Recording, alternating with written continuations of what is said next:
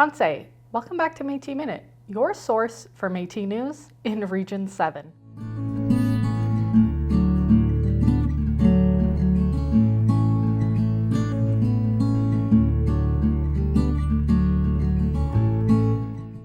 Welcome back to Métis Minute. I am your host, Samantha Loney, and today we are going to be discussing some issues that are happening in the township of Springwater.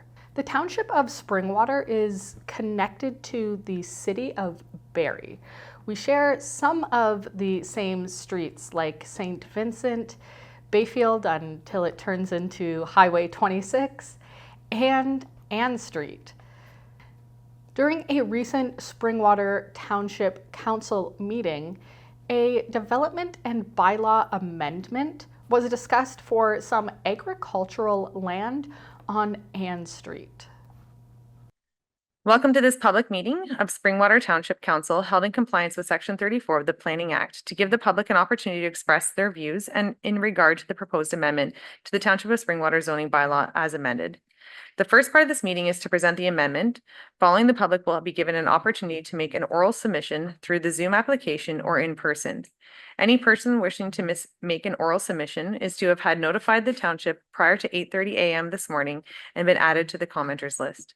If a person or public body who has filed an appeal of the decision of the Township of Springwater with respect to the zoning bylaw amendment does not make an oral submission at the public meeting or written submission to the township before the proposed zoning amendment has passed, the Ontario Land Tribunal may dismiss all or parts of the appeal. All comments or questions should be addressed through the chair. Oral submissions will be included in the meeting minutes and form part of the public record, including the name, address of the speaker. It is as information collected under the Municipal Freedom of Information and Protection Privacy Act. The minutes of the meeting will be presented and posted to the township website. This evening, we have ZB 2024-012 at 543 Ann Street North. I will now call upon the clerk to confirm notice of the meeting and the dates to which notice was given. Notice of this public meeting was mailed on the 13th day of June, 2024 to the owner of the subject lands and to the assessed owners of 389 properties in the township of Springwater and city of Barrie within 240 meters of the area to which the proposed amendment would apply, and to all persons and public bodies as prescribed under the Planning Act and its regulations. Notice was posted at the assessed property to which the proposed amendment applies at a location visible from Ann Street North. Notice was also posted on the township's website. Has the planning department received any correspondence in response to the notice of public meeting? Correspondence was received from the Nottawasaga Valley Conservation Authority in an email dated June 18th, 2024, from TransCanada Pipelines Limited in an email dated June 18th, 2024, and from Enbridge Gas in an email dated June 19th, 2024. All of this evening's correspondence can be found attached to the agenda. Thank you. I will now call upon Darren Bella to outline the the purpose and effect of the zoning bylaw amendment.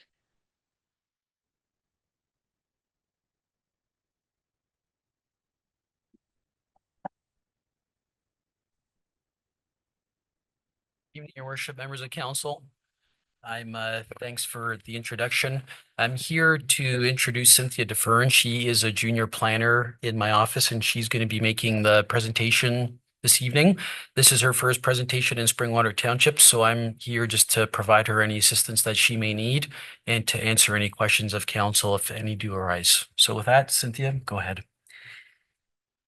Your Worship, council, staff, and members of the public, good evening. My name is Cynthia Daffern from Innovative Planning Solutions. We are here to talk about zoning bylaw amendment application for 543 Ann Street North. I'm here on behalf of our client, Ices Farms Limited, a bona fide farmer with land holdings in Springwater and throughout Simcoe County. I will be presenting a brief overview of the zoning bylaw amendment application. Next slide, please.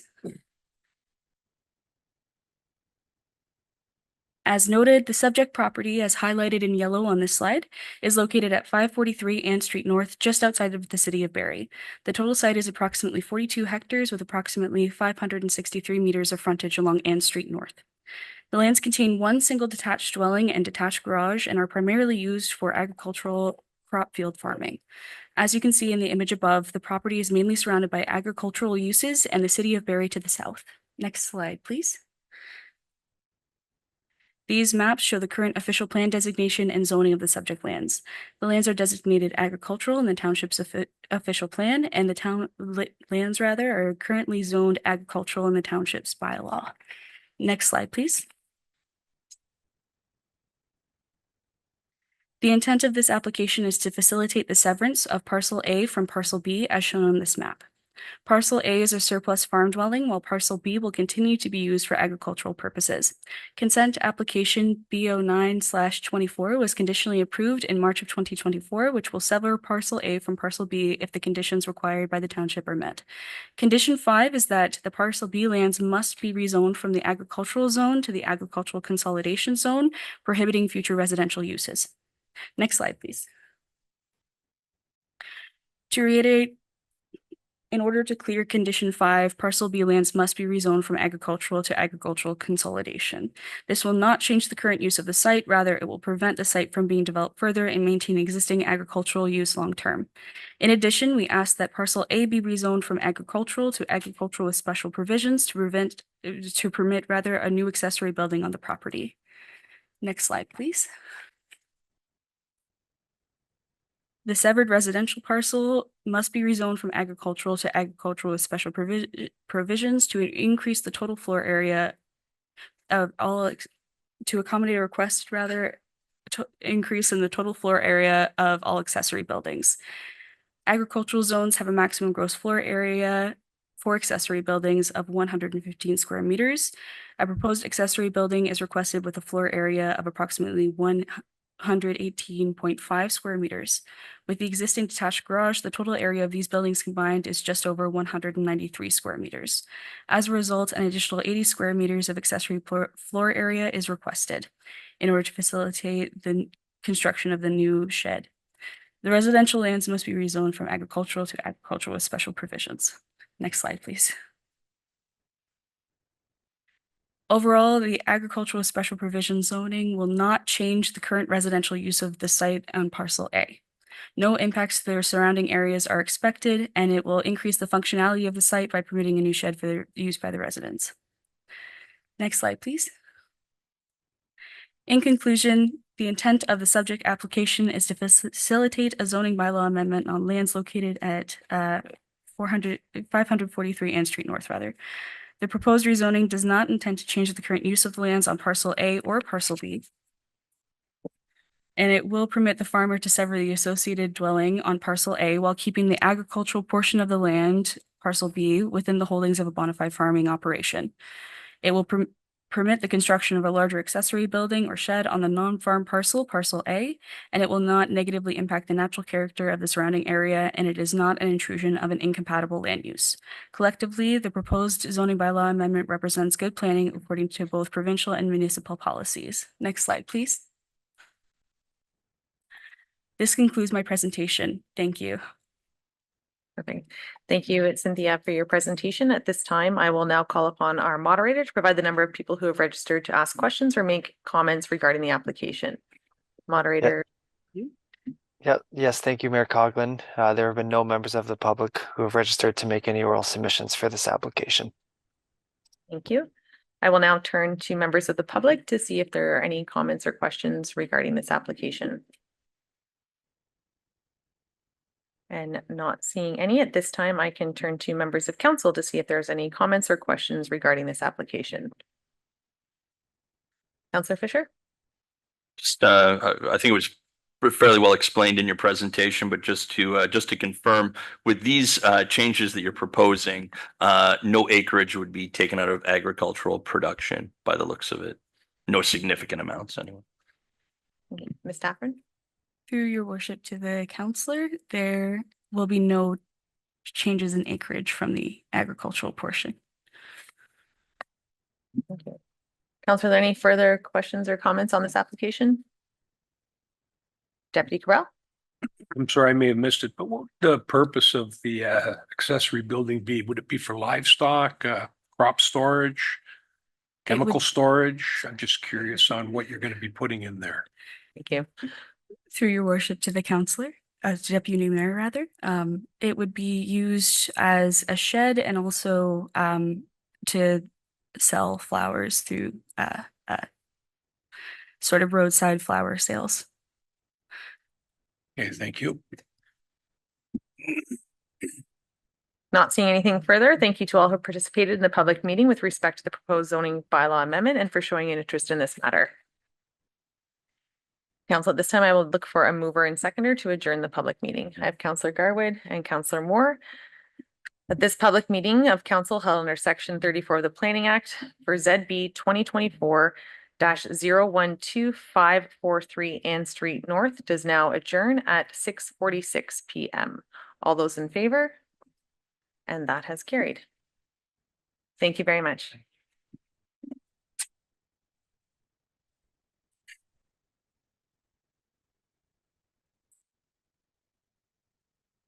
Council, we are now moving on to our direction following the public meeting. May I have a mover and seconder, please? I have Councillors Fisher and Moore that the report from the junior planner regarding ZB 2024-012 dated July 3rd, 2024 be received and that bylaw 5000-392 be presented to council for consideration and of approval on July 3rd, 2024, subject to comments received during the public meeting. If there's any questions or comments? And not seeing any, all those in favor? And that has carried. As you heard from the presentation during the council meeting, the specific bylaw amendment for this agricultural plot of land would actually protect it from future development. Speaking of the environment, that same town council meeting had an update for the water quality of Orr Lake.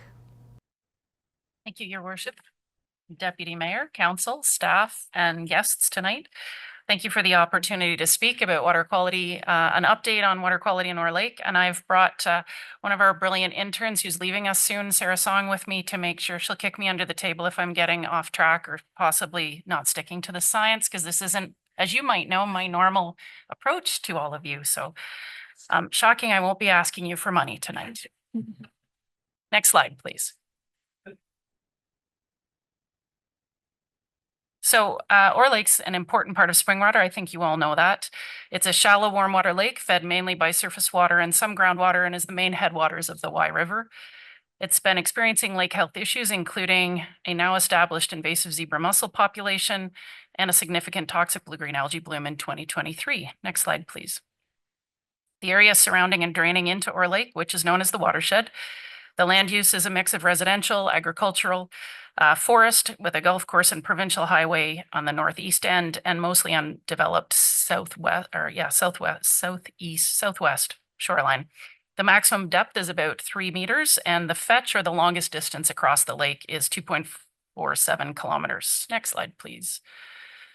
So the SSCA monitors Orr Lake for nutrients, algae, phytoplankton, zooplankton. Zooplankton eat the phytoplankton.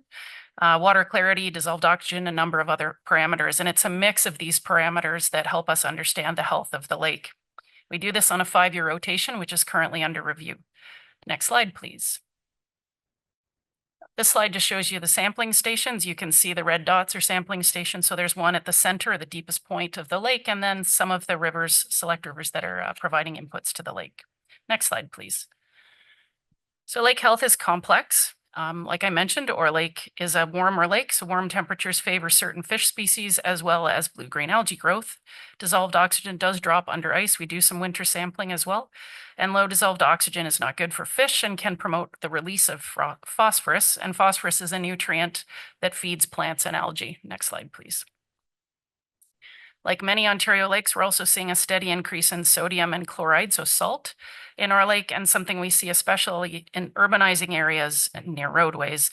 Septic effluent can also be a source where water softeners are used and are not being diverted from the system. These high and increasing levels will negatively impact freshwater organisms in the lake and can be a concern for people who are using treated lake water for drinking water. Next slide, please. So Orr Lake is an aquatic plant-dominated, moderately enriched, so nutrients are, we refer to enrichment, with an increasing occurrence of concerning blue-green algae blooms. These blooms can be triggered by elevated nutrient levels. So this could be from runoff during rain events, from land, shoreline erosion, malfunctioning septic systems, and climate conditions of calm water, warm, high temperature. So this week is ideal for blue-green algae blooms. And zebra mussels who are now established in the lake, the invasive zebra mussel, they can shift the nutrient and algae balance through their filter feeding. In some areas, it's been found in Lake Erie, for instance, that they actually can promote blue-green algae blooms because they selectively reject that type of phytoplankton. They don't like it because it's toxic, so they spit it back out and it ends up, you get a more concentration in the lake. SSEA has in-house equipment and expertise, although we're losing some of the expertise soon unless we can make her stay. For early real-time detection of toxic blooms. So we have some new equipment over the last year. And in fact, our staff are out today doing a quick sample just to make sure we're keeping an eye on whether or not we're seeing a bloom. Next slide, please. So just some brief things that folks can do if they're interested in reducing the possibility of nuisance and toxic blue-green algae blooms. Maintaining healthy native aquatic plant communities. So those plants will use up those nutrients. They need them to grow. And that would also prevent the dominance of these blooms. So don't remove the bulrushes or the wild rice. They're supposed to be there. Preventing invasive species, so clean, drain, dry watercraft before going from one lake or a pond or a river to another. Watercraft includes a canoe, it includes a sea-doo, it includes a paddleboard.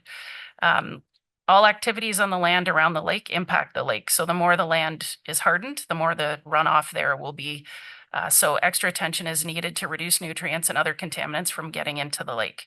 And we can do that by avoiding the use of fertilizers on lawns, especially near the shoreline and near rivers and ditches, ensuring that septic systems are working, inspecting them, fixing them, maintaining them. And this is really critical, especially as there are more and more homes and more full-time homes on the lake. And restoring and maintaining a natural shoreline. So in 2024, the SSEA, we were able to secure some external funding to implement a program called Restore the Shore, which Sarah has been implementing for us. Next slide, please. And through this program, our staff have been working with landowners on lakes and rivers to help restore and protect their shoreline. So staff, particularly Sarah, go on site, help develop a planting plan, and the project provides some cost share for the plants and the follow-up site visits. And we do have a waiting list right now, so we would encourage anyone watching or anyone who knows anyone on Orr Lake or any of the rivers flowing into Orr Lake to please get in touch and get on that list. And we're certainly looking at how we can extend that program into the coming years. Next slide, please. And with that, I'll leave it nice and short, I hope. If there's any questions, Your Worship, I'm happy to take them. Thank you very much for the presentation. I will just have council receive this and then we will move into that. So just that the delegation from the Severn Sound Environmental Association regarding an update on Orr Lake water quality be received. And I just need a mover and seconder for that. Councillor Alexander and Councillor Garwood. And at this time, I'll open it up to council for questions or comments. Councillor Alexander. I'll just make a comment. Thank you both for coming. I always learn something new. I actually have known there's been zebra mussel problems in Orr Lake for quite a few years. I did not realize though that they potentially are part of the problem with blue-green algae, which seems to be becoming more prominent of an issue. So that's interesting to know. And I did want to thank you for just providing the education to the residents to allow them to know the small things that they can change that will make a difference. They live on that lake and they live there because they want to enjoy it. So I think that's really important that they understand there's some really little easy things they can do. And yeah, I encourage anyone are out there to contact you for the Restore the Shore program. It's a great program. And I love the grassroots approach of it. So thank you very much. Thank you for that. And before I do move to Councillor Garwood, I guess through to CEO Schmidt, is there an opportunity for our communications department to collaborate with the SSEA to get this pushed out? Understanding that this is the time. So if we can get that pushed out, that would be CEO Schmidt. Thank you, Mayor Coughlin. Absolutely. I'll have a discussion with our communication staff and ensure that we partner with our friends at SSEA. Thank you for that. Councillor Garwood. Thank you, Mayor Coughlin. Thank you both for being here. More of a comment. I consistently learn more every time that you're here. You've been a frequent flyer of the Anvil Community Hall in the last few months or so and doing community outreach. So thank you for choosing Springwater, but also echoing what Councillor Alexander has said, I think the work that you collectively do as a team is so important. I've said this to your staff many times, looking at all the graphs and charts and lines. It doesn't make a lot of sense to me sometimes, but I'm happy that we have partners like yourselves and your staff that can help guide this council. So thank you. Not seeing anything further at this time. So that the delegation from the Severn Sound Environmental Association regarding an update on Orr Lake water quality be received. Council, all those in favor? And that has carried. Thank you very much. And I would wish you best luck in all your endeavors, but from what Julie is saying, we really want you to stay.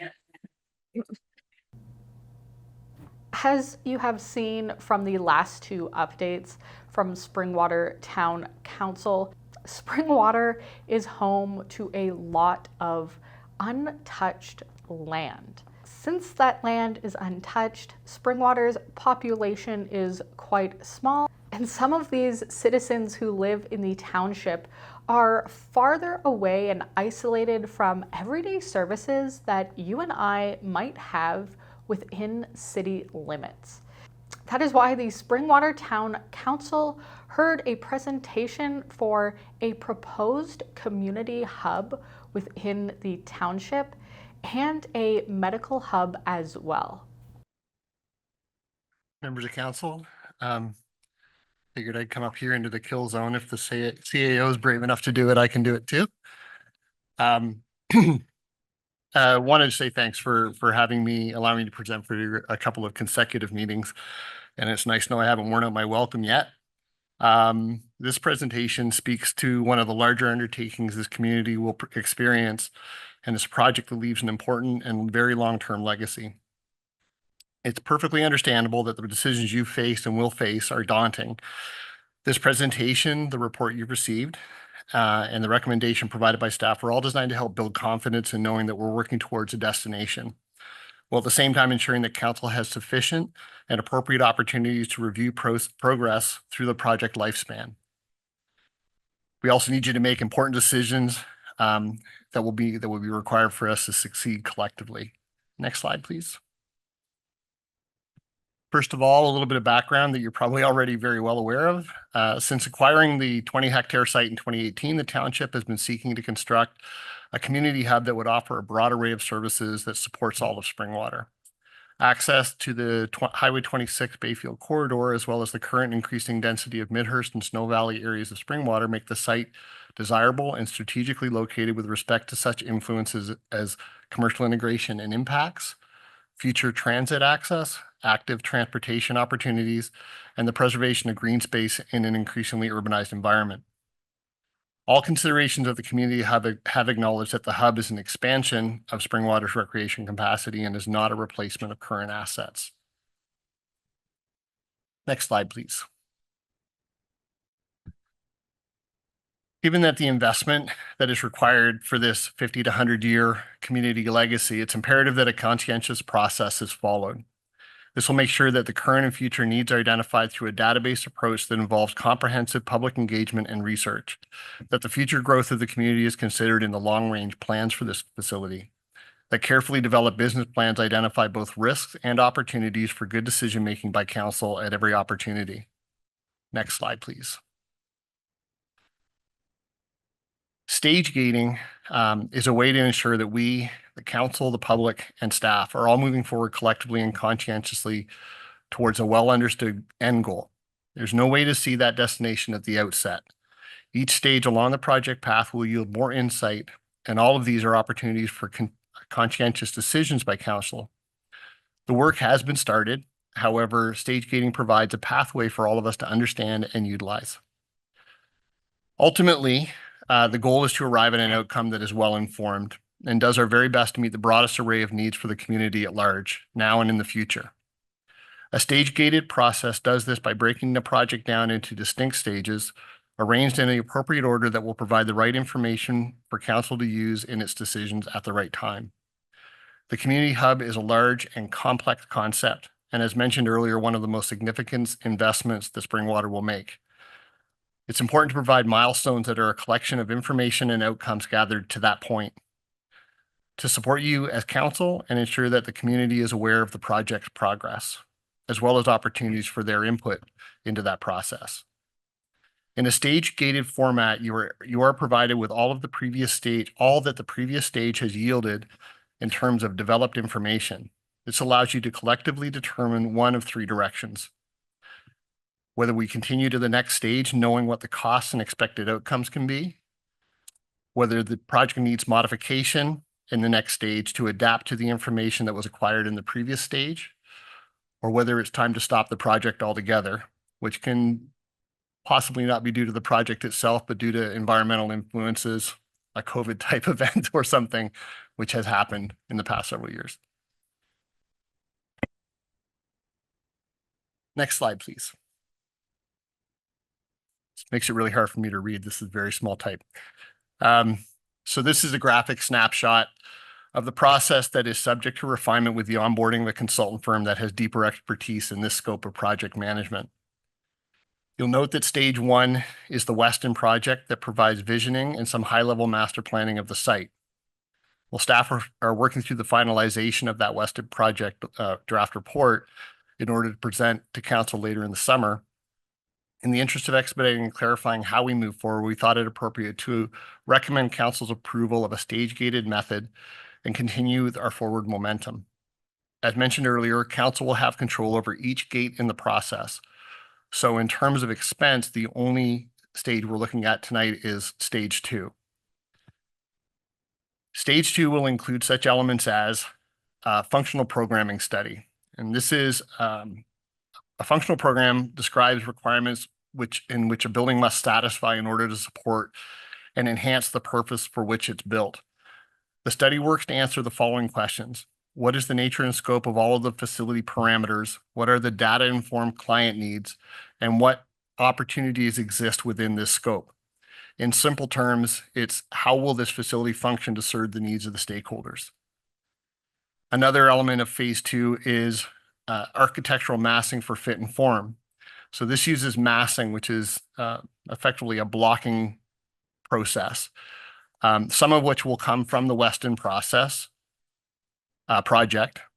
to start an architectural process that identifies the space needed to accomplish the functions identified in that functional programming study.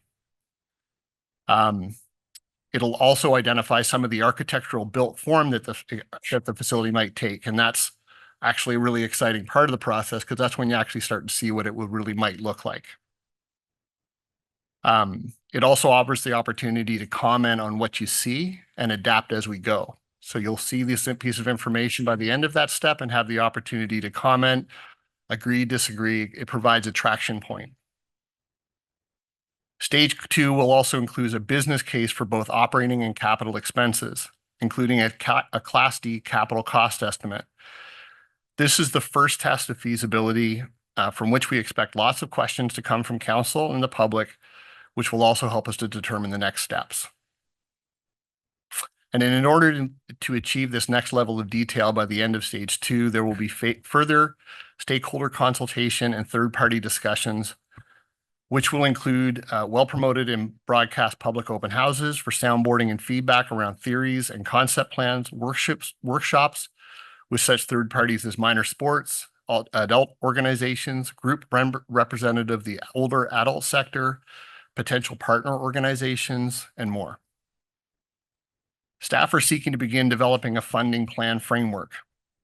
This will continue in the background of all of the stages, assuming council's approval of this process continuation, and includes such considerations as upper tier funding opportunities, regional support for an operating business plan, private donor capacity, and strategies like that. Once a consultant firm is onboarded, a further revision of the process you see in front of you would be provided to council and speak more clearly regarding the content of future phases or stages. You'll also notice, it's kind of hard to see, but you'll also notice the lighter blue arrow that staff have included, which touches at the end of stage two and continues beyond stage four. Final construction of a facility often feels like the last step. However, it's important to acknowledge that the commissioning and operationalization of a facility is a complicated and intensive part of the process. It's not only where learning, adjusting, and perfecting various building systems occurs, but it's also where council determines the level of service provided by the facility and what would be needed to support that level of service.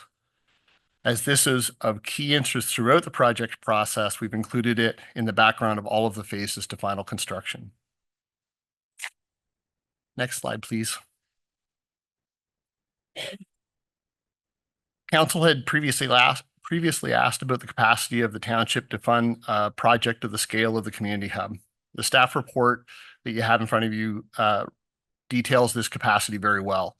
And this slide provides a bit of a higher level view. In a nutshell, the township is in good financial position with a number of funding possibilities. Some preliminary work by the Director of Finance has identified generally some scenarios that will accommodate the continuation of the project process should council approve this today.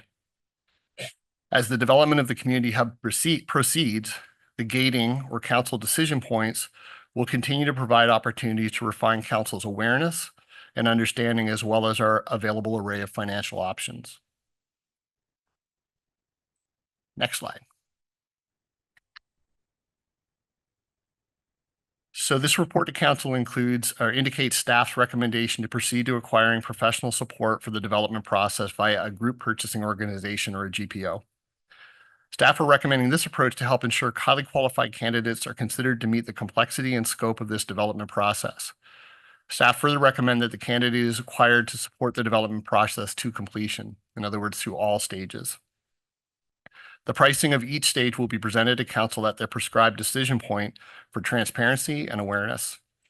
An all-stop direction of council would cease the consultant costs prior to engagement of the next stage.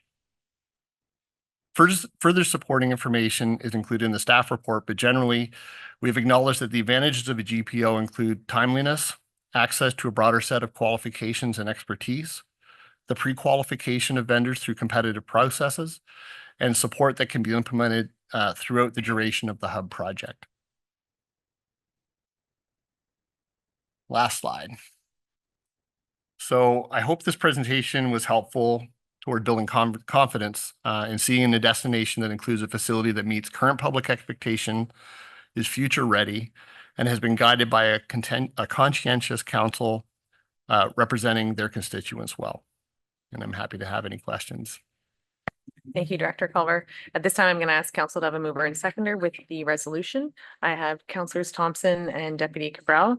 That the report from the Director of Recreation, Parks and Facilities regarding the stage gating approach to the Community Hub project dated July 3rd, 2024 be received, and that council directs staff to utilize the stage gated approach to develop and construct Springwater's Community Hub, and that council authorize staff to engage the project management services through Kinetic GPO cooperative purchasing program, and that council directs staff to report back to council at each appropriate decision points on the stage gated approach. And at this time, I will turn to members of council. Councillor Fisher. Through you to Mr. Culver. I was wondering if you could just a little bit more in depth. Can you explain for us and for the public how you see this increasing production, and also how you see it, how you see cost savings within this the build? Thank you. Director Culver. Through your worship, so the first question is sorry, the first question part. Of course, increased production, moving the project along. Thank you. So the challenge with a project of this scope and size is always council and staff fulfilling their roles. Like, so staff has to provide the direction and staff have to ask the questions that get the direction. What the stage gating approach does is it creates a pathway where we understand what those expectations are throughout. And so we get direction from the start. And the only thing that needs to be addressed is how that direction shifts at each of those gate points. So it makes things move quicker because you're working through a commonly understood formula versus, us doing a reporter study and then coming back and saying, well, what do you want here? Or how do we do this? Or getting information that may be contradictory to the last information. And it just creates speed bumps and a bit of a cyclical, like a little bit of a cyclical problem as we go down the path of the process without having that sort of laid out in front of us. So that's why it actually helps to expedite a project of this scope magnitude to completion. It doesn't take away your ability to make decisions throughout. In fact, it prescribes those decisions throughout. But it does make a common it gives us a common direction to work with out of the gate, out of the first gate. And then the cost savings piece, truthfully, again, it's hard to talk cost savings when you're talking about a project of this scope and magnitude, because you'd be looking at comparators. And I honestly, I've never come across in my career, I've never come across two community facilities of this nature that are identical. And so where I think it saves money is, again, in that sort of those little whirlpools that you would take along the way. You're basically redoing work over and over and over again, instead of saying we're moving in a linear path. That's where I think cost savings occurs, but quantifying that is very difficult because I'd have to know what the end result was in order to backtrack and say what we've saved. Does that make sense? Somewhat. Apologies. Counselor Moore? Thank you very much. Mayor Coughlin, through you to Director Culver. A couple of things in the presentation. I just want to make sure I'm clear. Number one, are you proposing that we RFP to a professional project management firm at this stage? You are? Yes. Okay. And then number two, using Kinetic GPO for group purchasing power, you're proposing $150,000 for that. And I'm a little confused on why we're looking at group purchasing power right now when we're still, sort of beginning stages. And the third thing is we've done a ton of work already. So I am hoping when you talk about public consultations and going back out and gathering research that you're able to go back and use, some of that information we've already gathered. Director Culver? Yeah, through you, Your Worship. So again, so the group purchasing organization, it's best not to think of this as us leveraging group purchasing at this point. Group GPOs are a tool you use to acquire to do purchasing at this stage. It's not about sort of using group purchasing to get buying power to buy a cheaper community hub, for example. It's really about an opportunity. The larger firms are part of the roster of these GPOs. And so what we're looking at is the most expedient way for us to get to accessing that expertise, because the alternative is for us to take several months to kind of develop a very spec'd out RFP where what we don't know typically causes challenges in that acquisition. So we know we need a professional, and we're looking for that professional to provide us with good advice based on a track record of having provided that advice. For me, I have experience, but not, I would say, sufficient experience to spec out exactly what I'm asking for, create a competitive process. That would take literally months to do. And so that's what a GPO does for us. It works through that first part of creating a competitive process because they've done that. And then what we have is access to the raw intelligence from which we can say, hey, this is what we're looking for. And then they tell us what their expertise can tell us about how to best accomplish that. Again, I'm having a hard time explaining, I think, but hopefully that makes a bit of sense. Follow on, Counselor Moore. Thank you. So what the pieces I'm missing is the cost for the professional project management firm, and then the $150,000 for the GPO. What do we get? What are we getting? Sorry, Theo Schmidt. I can see that he wants to answer. I will defer to CEO Schmidt, please. Thank you, Mayor Coughlin, and through you to Councilor Moore, and hopefully I'll assist Director Culver here. So to maybe simplify it, is the Kinetic GPO is really so our procurement coordinator would go out and typically issue an RFP or a tender and go through the evaluation process, and then council would award to whoever the contractor is. Kinetic GPO has already done that. They've already done all of that work. So that's where the cost savings come into play. We don't have to spend months, like Director Culver mentioned, on creating an RFP and really trying to go through that evaluation process. It's already been done. So Kinetic GPO has done that, and they have a number of vendors who they have selected through their process. So the $150,000 would be spent on the project management firm, whoever we end up awarding to. So Kinetic GPO we're not paying Kinetic GPO. We're paying whoever the project management firm is that we select through their process that they've already walkthrough that would help save time on our end. Hopefully that explains to us. Through you, Yeah. Your Worship, I apologize. That was a much better explanation. I have Counselor Fisher, the Council Alexander, and Deputy Cabral. Actually, I'm just digesting what our CAO said. I think it answered my question. Essentially, just to reiterate, yeah. So we're going out to them, and they will assist us in constructing an RFP. So that, am I hearing this right? I'm sorry. CEO Schmidt?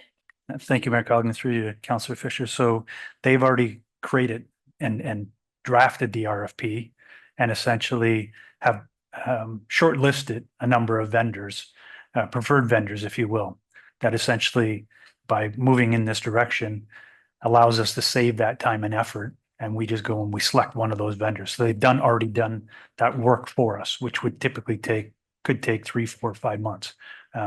It allows us to expedite that process. You're still going to be, council will still be determining, do you agree with who that project management firm is? We don't know who that is at this stage, but if you give us the green light tonight, we will walk those steps and we'll be back to council to provide you with that information. The access to their pre-quals. Thank you. Councilor Alexander? Okay, so a number of my questions were answered, so thank you. I was a bit confused on who the PM was. So that does make sense. I do like the stage gating process. I think it's important to be able to do the no-go call at many stages, and hopefully you don't have to make that no-go decision, but it's not always something like COVID. Sometimes it might just be it's too expensive. Like there are reasons why you have to say no sometimes. So to have that gated approach that allows you to make those decisions along the way, I'm happy to see that. So, and it's a well thought out process to move forward, which I think is important. So thank you. Deputy Cabral? Thank you, Mayor Coughlin. I know that I was kind of waiting for a more robust scenario with regards to the funding models that might be used and some additional intimate knowledge of what this township can actually afford moving forward. It's not that I'm opposed to $150,000, but the last consultant we had, be quite honest with you, I don't think we really got our money's worth out of that. But my concern is that we're still looking at the max. And the problem I have with that, and I'll give you a couple of examples, Scarlet Road, a bridge, there's a lot of things that could affect that where the debt capacity, let's say, is not going to be available to us if we put all of our marbles towards the hub. So I do still want to see some scenarios coming forward that can show me personally that 2.5 years down the road when we're into this project, we're not putting a stop on it because all of a sudden we have to put money into, another major project or a major repair or who knows what could happen. So I don't want to be really close to the red line. I want to have some buffer opportunity, and I get the stage gating says, oh, we can put on pause for a little while. But that kind of defeats the purpose of moving forward with the project from the get-go. So that's why I still was looking for that kind of information to give me the comfort level, because as a taxpayer and someone sitting on council, I really have to feel comfortable that, 10 years down the road, my tax bill hasn't gone like through the roof because we engaged down a path that we really couldn't afford. So I'm still looking for that piece. I'm not opposed to the $150,000 if it's going to provide us something concrete to move forward on, but I still need to know where this money's coming from, especially if we're going to be taking on debt, because it sounds to me like we don't have the sufficient DCs to cover it, but we're hopefully going to be getting them. So go ahead, CEO Schmidt. And I know we did discuss this a little bit, but I just want to let you know, I still am not at that comfort level to just say, hey, let's just go full force ahead.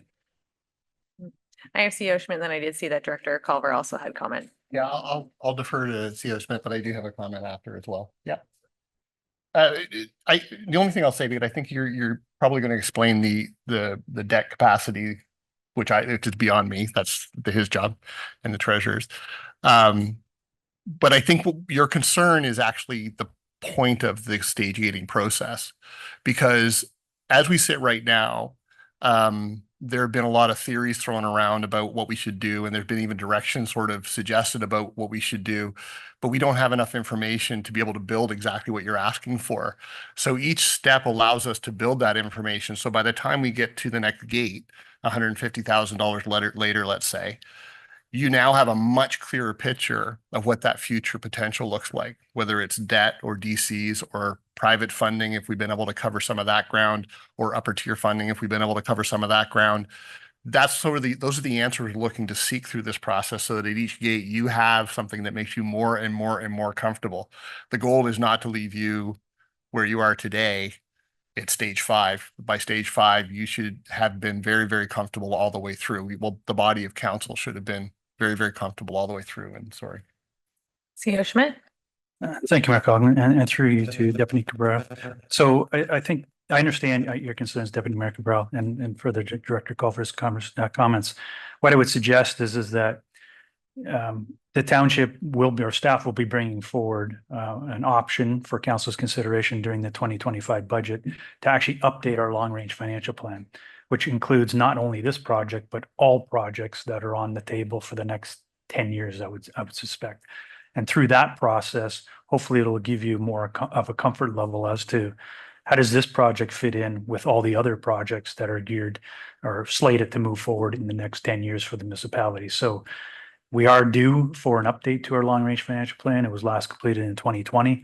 Typically every 5 years minimum, we would update that. So the intent is to come forward and seek some funding from council through the 2025 budget, which will hopefully give you a little bit better comfort level as to, again, the total financial picture for the municipality. Thank you, CEO Schmidt. Now, I just come back a little bit on that. There are those people that are, phenomenal risk takers. And there are other people who like to know what it's going to cost, how much it's going to cost, and how they're going to pay for it, and make sure that they have sufficient funds on hand to do that.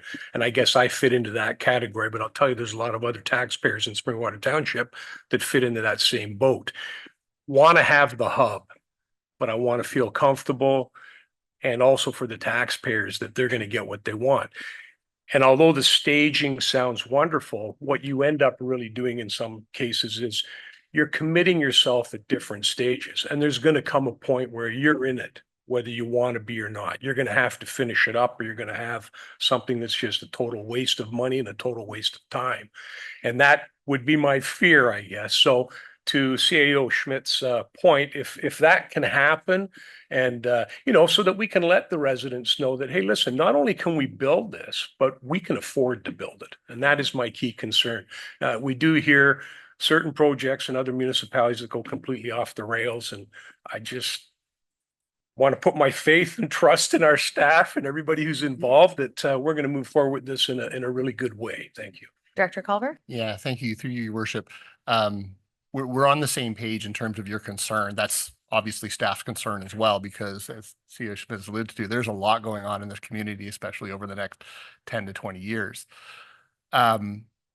You'll notice in the stage 2 that business case and capital plan and operating plans are all part of this. Granted, they'll be at a higher level, but it's starting to, when we say, can we afford this? It's the this we don't know yet, right? It's the this where we've sort of thrown out a couple of really nice ideas, but we haven't got a sense of how much, like if it's a pool, how much does the pool cost to operate?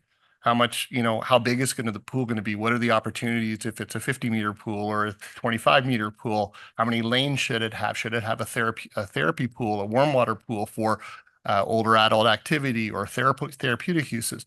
Those are all the questions that you guys get to have a determining factor over. We say, here's what we found. Here's what the operating costs look like, again, at a high level. And then you can say, you know what? Get rid of the therapy pool and get rid of knock it down by a couple of lanes, because we feel comfortable based on the financial outlook getting into this mode. At this point, it's almost an impossibility to sort of be as comfortable as we'd all want to be, but the process leads us to that comfort. Hopefully that helps. Follow on? Yeah, just a quick one.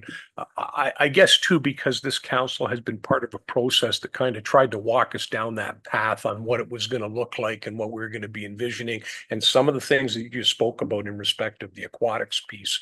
So it kind of seems like we're starting over again. So I hear what you're saying, and that's why I don't have a problem with $150,000. I just want to make sure it's well-spent money that's going to put us on the right path. That's it for me. And that a design comes forward that we can do exactly what you say. Pick a few things out, because when they were showing us blobs, it didn't do anything for me. Thank you. Totally Yeah. understood. And just a comment before I do go to councillors Garwood, Thompson and Fisher. I think the long range financial plan is a key component to, well, it's a separate component, but it's key to this. I think when we were moving through the Midhurst secondary plan, that financial plan gave council a sense of understanding on the broader spectrum, because, you know, as we move forward with this hub, we're going to have residents saying, well, what about the roof on my rink? What about the investment in the Elmvale Arena? And having that long range financial plan will be able to assure residents that your areas are not forgotten. Yes, this is a focus and this is the most significant thing that we've ever done, but we're not forgetting about everything else that needs to be done. But also, as we take on debt capacity, I think that part of that plan needs to show residents how we are going to put back and take back down that capacity, so that we're not passing this burden or this debt on to future councils and future generations. So I think that that financial plan is going to really coincide with us as we move forward through these stage gating. Councillor Garwood. Thank you, Mayor Coughlin. Through you to Director Culver. And again, thank you for the presentation and for answering the questions. I think to stem or connect to other members of council's comments, I did have concern with where we are today. The previous consultants' work that has been completed. Again, I've had frustrations with that, and I think many of us have shared that same sentiment. So looking at page 5 of the report, it speaks to the Community Hub's 10-year capital plan and the $111,000 associated for the 2024 year. So is this $150,000 for stage 2 for the PM firm in addition to the 111 that's identified here? Maybe that's a CEO Schmidt question. So I'll start there, and if you can answer that for me. CEO Schmidt. Thank you, Mayor Coughlin. Through you to Councillor Garwood. So I'm trying to recall where the $111,000 is, but my understanding is that the $150,000 is for the project management phase. So it would be in addition to that $111,000. Okay. I have councillors Thompson, Fisher, and then Alexander. Through the chair to Director Culver, great presentation. I look forward to working with you on it for the next couple of years and beyond, maybe. Just a couple of questions. You mentioned a couple of sources of funding we haven't talked much about in these council chambers, and could you just elaborate on private funding and upper tier funding for me? Director Culver. Yeah, thank you, Your Worship. So the elaboration is that they need to be investigated. Obviously, upper tier funding is often a part of community hub development. I will say that, and I'm trying to pick the right words, it's somewhat opportunistic. Those funds don't always exist. There isn't sort of a waiting pool of funding a lot of times, but there have been mention of recreation facility support from the federal and provincial levels. Recently even, all those programs haven't yet fully emerged. What I can say is that in every case that I'm familiar with, the more shovel ready, the more prepared you are to actually expedite use of those funds, the more likely you are to receive those funds. And so what the stage gating process actually does is it provides a framework that can be used as part of those applications where you can say we're actually on a path here, versus, again, in my own experience, being in a place where you say, we'd really like the money. Well, what are you going to build? We don't know. We just need money for a rink or whatever. And it becomes it's a non-starter a lot of times. They're competitive. So the more prepared we are for those opportunities, the better. I'll also say that there are, and this is also in my experience with the acquisition of an appropriate firm to provide the project leadership. And I know we're using the term project management, but it's a bit of a higher order. There is project management as a part of it, but it really is about helping have oversight of the parts and pieces like fundraising, where they have access to subcontractors who are professionals at philanthropy and financial planning around donations, around upper tier. They know where those avenues are. they have creative means to even help us discover things we wouldn't know existed in terms of ways to fund. Again, it's without making any kind of promises, but I've had experience with this kind of a firm before. And it helps a lot when you get to that, the piece that we're talking about, how are we going to pay for this?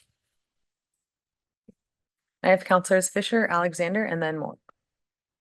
You just wanted to say, I think financial clarity from the onset with the public is very important.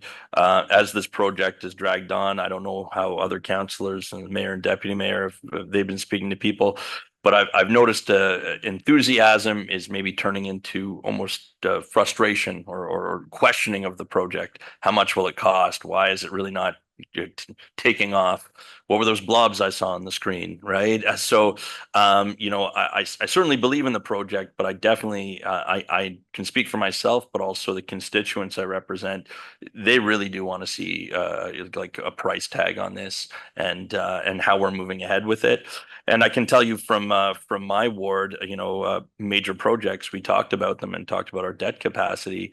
People are starting to question, what's going on with Craig Road. That's vital, right? The hub is great and we love it, but it's a bit of a luxury, whereas Craig Road is vital. So these are questions that I'm getting, from people in Ward 5 and surrounding area, right? So I think a big piece for people is that financial clarity, knowing exactly what, we can't have it down to the penny, but what is this going to cost us? What are we really embarking on? And is this or is this not affecting other projects that are maybe vital to the community? So I think those are questions that need to be answered along with, a dollar figure as well. So. Councilor Alexander? Thank you, Mayor Coggin. So I just actually had a question about the 150,000. So obviously that's for the project management firm. Is that anticipated to be for stage 2? And then after we get through stage 2, they're going to come back and we're going to get another quote. Okay, so we're thinking. Yeah.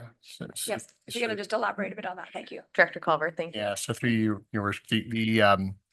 so yes, we're looking at stage 2, and I will say that the 150,000 is an estimate. We have not spoken obviously with the firm. We don't know exactly what the price tag is. I'm using it as kind of a background number. We may, when we return and discuss about the award, we will obviously have the correct number. But yes, that's for stage 2, includes all those things that I had listed in stage 2. Obviously, and plus whatever their expertise drives as additional to that helps us get more clarity to the point of almost every counselor by the time we finish stage 2.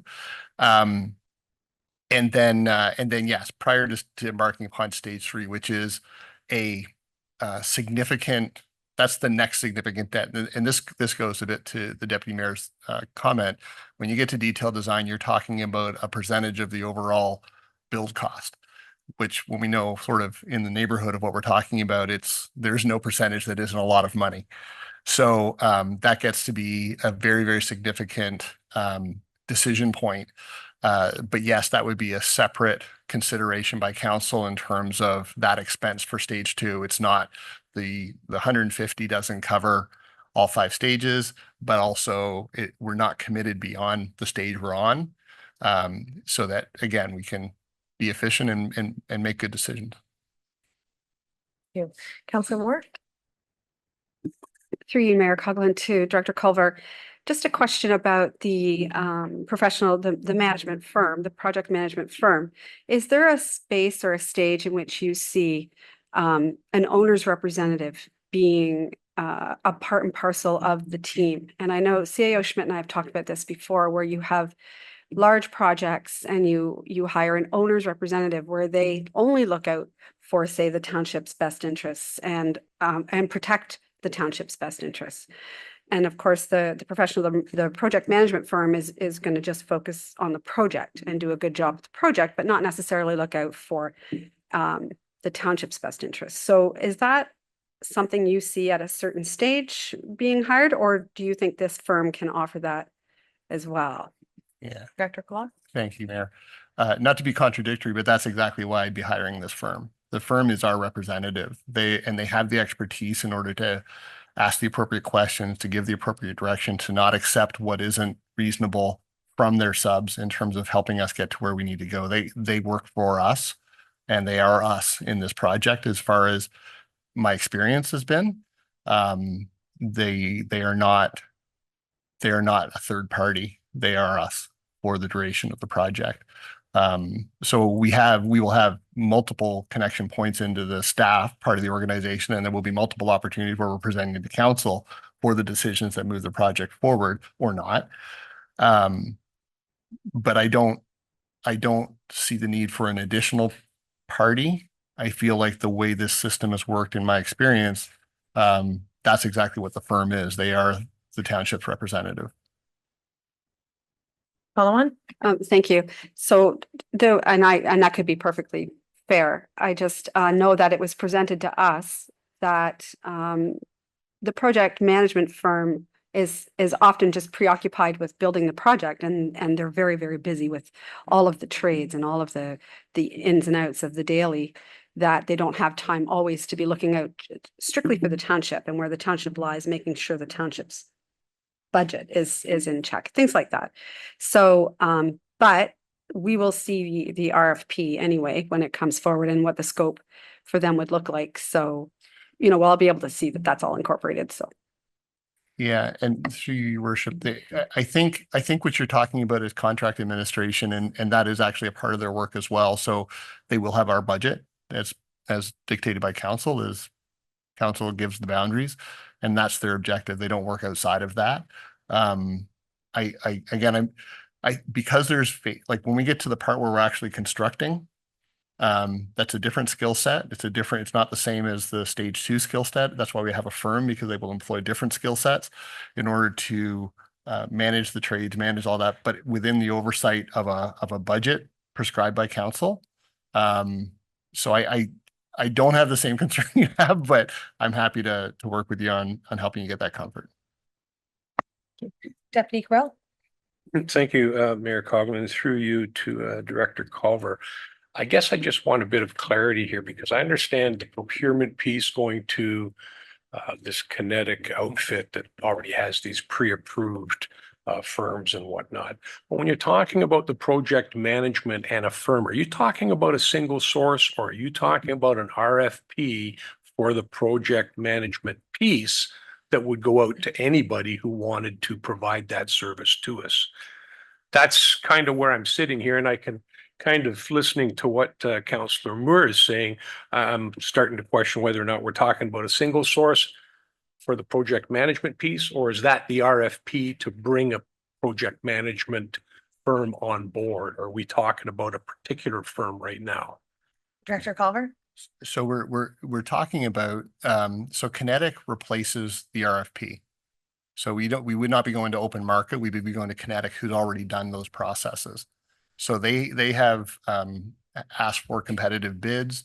They've vetted the skill set. They've gotten down to like the hourly rate that the firm provides is already known. And so no, it's not an open market situation, but it is still a properly vetted purchasing arrangement and not a sole source. There's 3 terms there that I want to make sure we're clear on. Sole source is we've just picked a client or a vendor. This is not the case. We're going to a GPO, a group purchasing organization, who's already pre-vetted. So they've done the competitive process. Anybody had the opportunity to become a part of the Kinetic GPO. And that's where that competitive process lives. We're going to the agency that provides for that. Follow on, Deputy Cabral? Just so that I'm crystal clear, what you're really saying to me is that this Kinetic GPO is going to provide all the services that we want, including the project management piece. Is that what I'm hearing? Kinetic GPO will provide the vendor who has all of that within their realm. I have that piece. Yeah. Are they going to oversee as project management as well? Is that part of their role? That's the intent. Yeah. Okay. Yeah. And there are firms out there that have that scope. Right. So it's one and the going. same, really, Yeah. is what we're talking about. Yeah. It's not an outside agency that we're going to bring in to work with Kinetic GPO. It's Kinetic GPO has all that in place. So the roster, the Kinetic GPO has a roster. They'll be providing us with an identified vendor, which isn't Kinetic. Kinetic doesn't do the project management work. Okay, just making sure we're all on the same It's page. kind of like, the guys who provide household services and they have a selected list of approved vendors that they will. It's a lot like that. Yeah. Same, okay, I get you. Not seeing any more hands at this time, council, if there's anything further regarding this. Not seeing any, so I do have this moved and seconded. So council, again, that the report from the Director of Recreation, Parks and Facilities regarding the stage gating approach for the Community Hub project dated July 3rd, 2024 be received, and that council directs staff to utilize the stage gated approach to develop and construct Springwater Community Hub, and that council authorize staff to engage the project management services through Kinetic GPO Cooperative Purchasing Program, and that council directs staff to report back to council at each of the appropriate decision points in the stage gate approach. Not seeing anything further, council, all those in favor? And that has carried. We will now move to item 10.2. And I do have a mover, which is Councillor Moore, and a seconder for pertaining to the health services complex. And I have Councillor Alexander, that the report from the Chief Administrative Officer regarding professional health services complex, the hub dated July 3rd, 2024 be received, and that council confirm their intent in pursuing a partnership for professional health services complex, a hub, and that council confirm that the preferred location for the professional health services complex be 1432 Snow Valley Road West, western portion of the utility lands, and that council authorize staff and legal counsel to move forward with an in principle to prepare a lease agreement for professional health services complex, and that staff be directed to continue discussions with Dr. Gabor and his team and report back to council. And at this time, I will turn to Councillor Moore. Thank you, Mayor Coughlin. I wanted to just publicly say thank you to Dr. Gabor and CAO Schmidt and Director Heron for your efforts and support in bringing this very exciting report with recommendations so quickly to council for consideration. It's no secret that I'm a strong supporter and advocate for this project, and I'll continue to work with the community stakeholders and residents in ensuring we do all we can in making this medical hub a reality. This project offers security and stability as it relates to healthcare in our communities, and I believe a broad consensus for this development and vision exists, as it will greatly benefit all walks of life as well as the economy as a whole. This project will improve timely access to healthcare and assists in addressing the significant structural challenges in the healthcare system. It has the potential to offer opportunities within the provincial directives in addressing and expanding access to things like mental health care, primary care, and a variety of other specialties. So thank you again, Dr. Gabor, for your vision and for choosing Springwater Township as a trusted partner and collaborator in your venture. And with that, I would like to concur that the motion move forward as suggested by staff. Thank you. Councillor, any other comments or questions on this exciting endeavor? And while this report came forward quickly, Dr. Gabor, I would like to thank you. I believe it's been about 7 years since we've continued to have these conversations, and your vision continues to excite all of us. And again, as Councillor Moore said, thank you for choosing Springwater. I think that this is going to be a great thing, and I do agree that putting it at this location does allow us opportunity to expand, whether it's recreation or just even having control over the hub for future expansions we need. So very excited for this next step. Councillor Garwood. Thank you, Mayor Coughlin, and just adding in my sentiments to echo Councillor Moore, timely access, I think you put it, and that's exactly what should be the focus up here today. We've been speaking a lot around this table about primary care. Our attempt to attract physicians to our community, no matter where it is in Springwater. So thank you, Dr. Gabor, for making an investment in multiple ends of our community and for being here this evening. Not seeing anything further at this time. Council, all those in favor? And those were some excited unanimous hands to go up. So thank you very much. I really appreciate it. And at this time, we will move on to 10:15, and brace with me for a second while I find the. And at this time, I have item 10:15, moved by Councillor Fisher, and a seconder, please. Counselor Moore, that the report from the Director of Planning and Development titled Pre-Budget Approval for a Senior Planner Full-Time dated July 3rd, 2024 be received, and that council provide 2025 pre-budget approval to authorize the hire of a permanent full-time senior planner position, and that staff be directed to recruit the permanent full-time senior planner position immediately. And at this time, I will turn to Counselor Fisher and then members of council. Thank you. Through you to Director Heron, I'm just wondering if you can speak to why you feel that we need to hire this position right now, the need for it, and also why we need to do this pre-budget. You know, I'm of the mindset quite often that we shouldn't be doing any of these things outside of budget. So I was wondering if you could speak to that for us.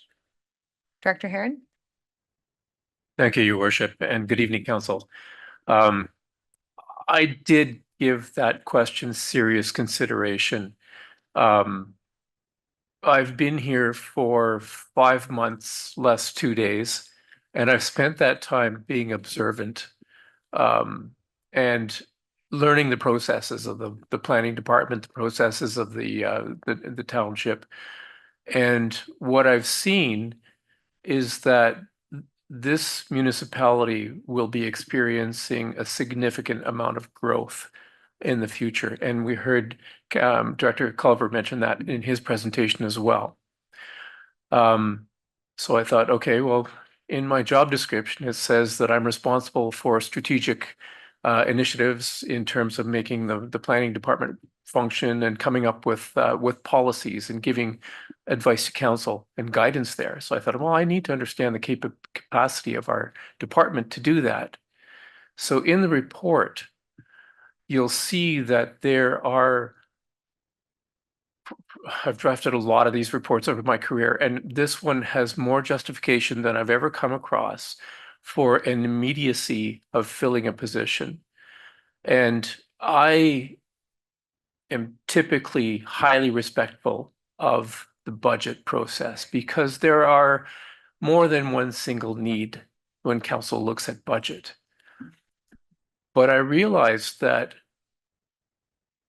in assessing the capabilities of the planning department, there is an entire key function that we're not fulfilling to council and to the public. We're actually not planning. We're not coming up with policies to guide us into the future. And we will be under a lot of growth pressure. So I made the decision and I brought it to the CAO and we discussed it at the directors' meetings that there is an immediacy to this. Part of the rationale behind that immediacy is that the market is telling us that the township of Springwater, and in particularly the settlement areas in Springwater, it's a place to develop. It's a place to invest, and there will be return on investment.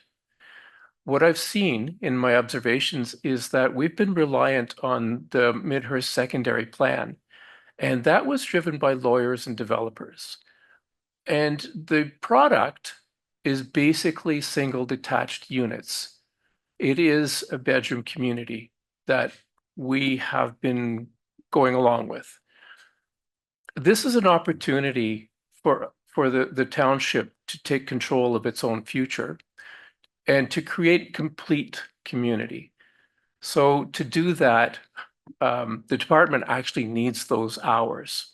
We need somebody with experience to pull together the studies and the direction, to give council the opportunity to look at what does complete community look like. And you know, the term is bounced around quite often. So we have Centre Vespra. Centre Vespra is almost wholly single detached units. We're seeing an MZO, almost wholly single detached units with a stormwater management pond and a park. There are no employment lands in that project. There are no commercial lands in that project. There's no medical lands in that project. Those are elements of complete community. So we don't have currently the official plan policies to bolster the transportation plan we're currently working on, the master parks plan we're currently working on. So when I say there's a big hole, and there's an immediate need to fill it. It's about planning for our future so that council can take advantage of Bill 185, where the province is downloading the ability to make decisions on your own future. And the planners, that position is needed so that we can come forward to council with those future directions and grasp and create complete community. Following Councillor Fisher? Thank you. Through you, two questions. One, it sounds like this position would maybe bolster economic development. So that's a question. And if you were to start the recruitment process now, when would you see filling this position? Director Heron? Thank you, Your Worship. The economic development is actually critical. When we're looking at complete community, I'm going to take a sidebar to get to the question again. So if you look at the Planning Act, under Section 2 of the Act, it says council shall comply and work towards these various goals that the province has directed. And there's 20 of them. Economic development is one of them. Employment lands is another one. Institutional housing, targeted housing. So specific to your question of economic development, while we have currently some employment lands identified, we don't have a policy direction on what value do they have to where we want to grow. The location of them, do they match where the growth is happening? What is important about the employment lands is we're also required to create multiple forms of housing. Typically, you won't get apartments, you won't get back-to-back townhouses, you won't get those cheaper units because right now the market that we're selling to are the single detached homes, and that's a very specific market. You need jobs, and those jobs economic development would drive are what are the best fit that are high paying jobs that come with people who will move to this area, but they would be from a socioeconomic background that are a little varied from what we've seen in our market to date that purchase single detached houses. So you may get singles, you may get different levels of professionals who would be housed in those other types of units. So there's a synchronicity of create the employment, you'll create the market for different types of housing, you'll create a different spending power that will drive the economy, that will drive different services in town, it will drive different commercial uses in town. It all blends together. So there's a wisdom from the province in terms of what they're asking municipalities to do. And I'll close on this one because I'm getting winded, I'm sorry. What's really good about Bill 185 is the province, all those same rules are applying in terms of what they want to see to drive the provincial economy and drive housing, but they're giving it back to municipalities to make decisions that are local flavored, that work locally. So that's kind of why I'm bringing this report forward now. We see that with the new fees structure, it will be a self-funding job. We won't have to go to the taxpayers for it. It will be paid through fees. But there is a need for us to tackle this policy role as soon as we can. The answer to the second question is if we post this next week, it typically takes anywhere from a month and a half to 2 months to get through the advertisement, the interview process and job offers and negotiation back and forth. So ideally, my goal would be have that position filled by January 1st. It'll likely be sooner, but I'll promise high, deliver low, or promise low, deliver high. Hopefully have somebody sooner than January 1st. And what the report doesn't do for council is gives you a really good synopsis and analysis of why there's a need. But what it doesn't do, there wasn't room for it. What is the value for dollar?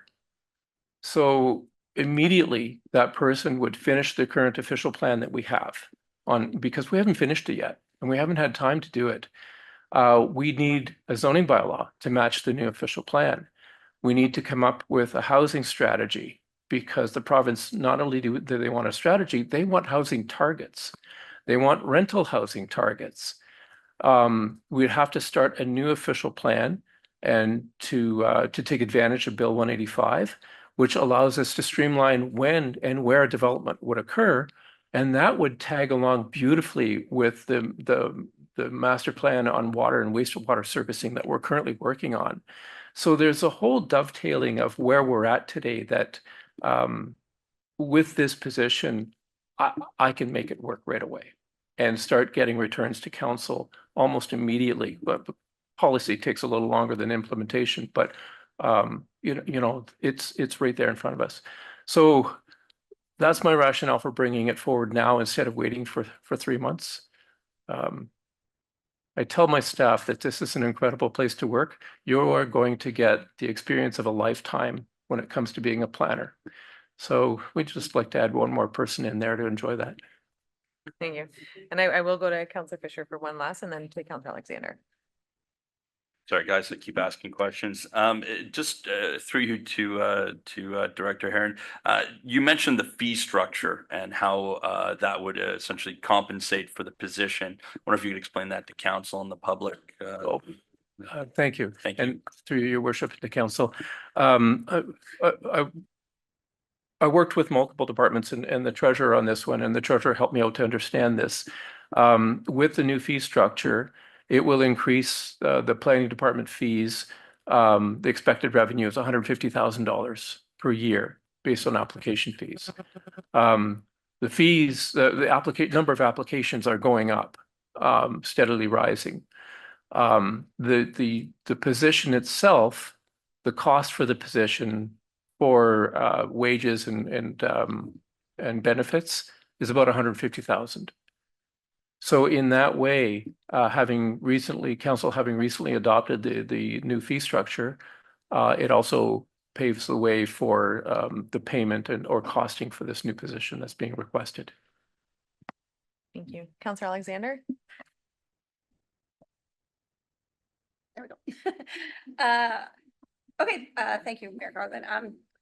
So I appreciate your overall vision of the position. We've talked a lot about economic development, about planning at this table, and you've put a lot of thought into this and how it would, provide long-term benefit and the overall vision, which I do really appreciate. The piece I'm struggling with is the outside of budget piece. And not more so in that when budget's brought before us, we are given whatever it is, say 5 to 15 different program changes to look at. And when I look at those, I weigh them and, think, okay, well, what can we do? What can't we do? And so when we approve something like this outside of budget, we're kind of getting a leg up on everything else, and not saying it's not worth it, but it's a different way to look at it. So I know I'm a little bit of a crystal ball, but I'm sure you're thinking about what you're going to ask for at budget. So I'm kind of thinking, I'm just wondering, kind of what your thought is, if we approve this position, where does that leave your department come budget time? Director Heron. Thank you. To be frank and honest, in the years to come, the department will need more staff. I'm wise enough to know that you don't come asking twice until you've proven you've proven that position. So it's results oriented. Call me old fashioned, but there's a respect there for the tax dollar because I understand whose pockets it's come out of. I pay taxes too. There is another explanation to it though. And it's all got to do with synchronicity of growth. In creating the planning policy, so they're doing that as soon as we can, it gives great guidance to the investment industry. And the developers like that. If they know how the community is going to be developed, it gives them a better sense of what kind of products they can put in the properties they invest in. The sooner we can get those properties planned and built upon, the sooner we can get more returns from for development charges, for annual taxation, for property improvements, and the sooner that feeds back into the system to feed the other needs of the town. So there's a bit of planning comes first, and then you benefit from that. And over time, you start to build on your reserves, and you start to build on because you're bringing on property improvements sooner rather than later. I think we may still get those property improvements. So there's a bit of a weakness in what I'm saying. They're going to come anyway. But if they're planned, it's better for the community because we're actually creating a planned community. So there's a rationale for planning it ahead rather than letting the market decide for us how it's going to look. CEO Schmidt and then Deputy Cabral. Thank you, Mayor Coughlin. So I guess what I would say and add to the conversation is council really has a choice here tonight. You can continue to march to the same beat of the drum that we've been marching to for many years here and be reactionary to what's happening in the community and development community, continue to drive where development happens in Springwater, or you can actually take a leap of faith and draw a line in the sand and actually start to take hold of where you want to see development happen in the municipality. And this position will help you start to move in that direction. So either can agree with the recommendation tonight of staff, which I would say to Director Herron's comment, I would hope we'd have somebody in here probably in September, October of this year, as opposed to January. That's my optimism and what I would be aiming for. And so it would be well in advance of the actual budget. And so if you wait till budget, you're waiting until essentially probably March, April of next year, if not longer, to bring somebody on. So again, that's what I pose to you tonight is you can either continue to march the way we've been marching, or you can actually draw a line in the sand and now start to dictate and take hold of where we want to go in the future. And this position will help us with that from a planning perspective. Yeah. Deputy Cabral. Thank you, Mayor Coughlin. And I just got to shed a bit of humor on this. I think maybe it was an error for me to not say that the fees and charges should all come online at the same time, because what it's really done is opened up a door. I can hardly wait for round two when the second part of the fees and charges comes forward. But after listening to Director Herron and reading the report, I am in agreement. But I'm still think it's kind of comical that it's the fees and charges that we're going to rely on to offset the cost rather than taxpayer dollars, which they are anyway. But I'm of a mind to support it. Although I would like to see fewer asks outside of budget time. I mean, 90 days is 90 days, so in the grand scheme of things, maybe for us, 90 days means a lot because we only sit here for a certain period of time. But for regular staff members, I don't think 90 days is a huge thing, but I'm prepared to support it. Thank you for that. And I would agree that it would be an ideal world if everything only happened during budget and never happened outside of budget, and no roads failed and no culverts bursts and no problems were identified. But tonight, I thank you for bringing forward a solution. And I think that's the difference with this. I see this as very, very, very forward thinking. I think that bringing on a new senior management team has provided us with an opportunity to have that new lens, and we continue to see it through recreation and again through the planning department.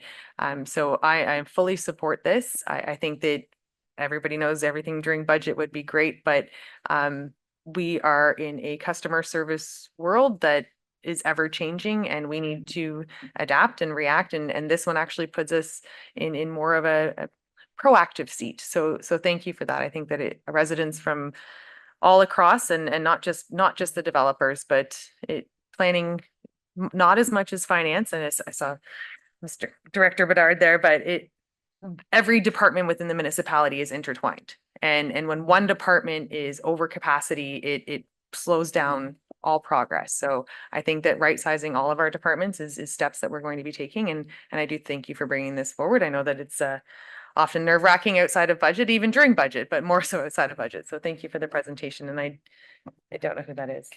Fisher, Councillor Fisher, thank you.